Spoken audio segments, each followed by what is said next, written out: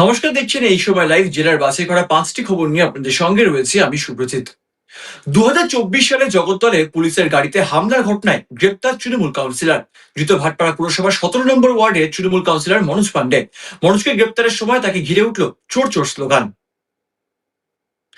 রবিবার দিকে দিকে চুরির অভিযোগে গ্রেপ্তার তৃণমূল নেতাদের একাংশ।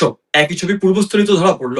সরকারি ত্রিপল থেকে ফুটবল নিজের বাড়িতে রাখার অভিযোগে গ্রেপ্তার পূর্বস্থলী উত্তর বিধানসভার প্রাক্তন বিধায়ক তপন চট্টোপাধ্যায়। বিধায়ককে ঘিরে উঠল চোর চোর স্লোগান। অন্যদিকে দক্ষিণ 24 পরগনার ফ্রেজারগঞ্জের প্রভাবশালী তৃণমূল নেতার বাড়িতে তল্লাশি চালিয়ে উদ্ধার 40 ব্যারেল ডিজেল। স্থানীয়দের অভিযোগ, পণ্যবাহী জাহাজ থেকে ডিজেল চুরি করে নিজের বাড়িতে রাখতেন তৃণমূল নেতা নজরুল ইসলাম। রবিবার তাকেও গ্রেফতার করে পুলিশ। আসবো নদিয়ার দিকে। নদিয়াতেও বিজেপি কর্মীর বাড়িতে পরপর বোমাবাজির অভিযোগ উঠল।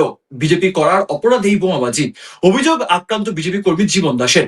নদিয়া শান্তিপুর থানার নগলা গ্রাম পঞ্চায়েত এলাকার ঘটনা। এছাড়াও তৃণমূলের বিরুদ্ধে একাধিক অভিযোগ করেছেন ওই আক্রান্ত বিজেপি কর্মী।